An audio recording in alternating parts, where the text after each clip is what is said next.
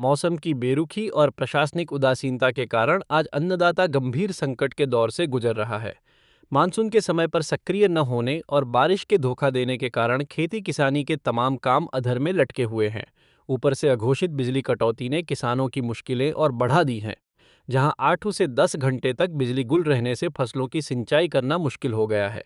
खेती के लिए मिलने वाली बोनस राशि अब तक न मिलने से किसानों की आर्थिक स्थिति बिगड़ चुकी है। वहीं दूसरी ओर रासायनिक खादों के दाम आसमान छू रहे हैं। जो खाद की बोरी पहले 1400 से 1500 रुपए में मिलती थी, वह अब बढ़कर 2200 रुपए तक पहुंच गई है। बीजों के बढ़ दाम, मजदूरों की मजदूरी और ट्रैक्टर का किराया बढ़ने से खेती की लागत दोगुनी हो गई है। हालांकि राजस्व मंत्री के प्रयासों से पांदन मार्गों, खेतों के रास्तों के बन जाने से फसल लाने ले जाने में कुछ राहत जरूर मिली है। लेकिन न तो प्रकृति और न ही सरकार से कोई खास मदद मिल रही है। किसानों का कहना है कि वे बुरी तरह टूट चुके हैं। ऐसे में भवानी टाइम्स के माध्यम से किसान वर्ग की मांग है कि राज्य सरकार और मुख्यमंत्री महोदय इस गंभीर स्थिति का संज्ञान लें और किसानों को जल्द से जल्द राहत प्रदान करें। आपले शेतीचे कामे अडकले आहेत. करिता पावसाने अजून दंडी मारल्यामुळे आमचे शेताची कामं पूर्ण नाही झालेली आहेत आणि सरकारकडून आमची अपेक्षा आहे की आमची लाईट जो आहे ते लाईट आमची 8 घंटे कापल्यावरून आम्ही शेतकरी थोडं संकटात आहोत. त्याचप्रमाणे आमच्या बोनसचे पैसे नाही आले आहेत. त्या बोनसच्या पैशासाठी बी आम्ही थोडा मागे आहोत रोवणीच्या कामासाठी. त्याचप्रमाणे आज रासायनिक खाद 1400-1500ची बोरी आज 2200 झालेली आहे.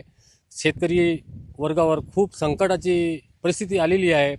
वरतून पाऊस निसर्ग साथ देत नाही आणि आपल्या महाराष्ट्र सरकार आम्हा शेतकऱ्यांनाही परंतु साथ देत नाही आहे. करिता आम्ही आज शेतकरी खूप दुखावलेले आहोत. आज आमचे शेतात धानाचे बिजाईचे भाव वाढलेले आहेत. रोवणीच्या शेतात मजुरा काम करतात त्यांचे भाव वाढले आहेत. ट्रॅक्टरवाल्यांचे भाव वाढलेले आहेत. आज याने आम्ही शेती करत आहोत, यामध्ये आम्हाला पुरेसे संपूर्ण समाधान होत नाही आहे. आम्ही निसर्ग साथमध्ये आग्रह करतो आमची महाराष्ट्र सरकार आम्हा शेतकऱ्यांना साथ देवो अशी आमची माननीय मुख्यमंत्री साहेबांकडून आमची अपेक्षा आहे. तरी पण यंदा आमचे बावनकुळे साहेब महसूल मंत्री यांनी शेतपांधांचे जो रस्ते काढले आहेत, या रस्त्यामधून आम्ही खूप संतत आहोत. आमच्या गावी 2-4 ठिकाणी पांधन रस्ते निघले. आज आम्हा जाण्या येण्यासाठी ट्रॅक्टर, बैलबंडी, बैल, माणसा याने त्या कामासाठी आम्ही शेतकरी खूप आनंदित आहोत. परंतु आमची जो परिस्थिती आहे शेतकऱ्याकडून हे निसर्ग पण साथ देत नाही आणि सरकारही साथ देत नाही. आमची लाईट जो 24 घंटे लाईट होती, त्या लाईटच्या कारणानं आम्ही शेतीचे कसेही इकडून तिकडून पाणी, पंप मोटर त्यांना आम्ही साथ देत होतो. आज आमची 8-10 घंटे लाईट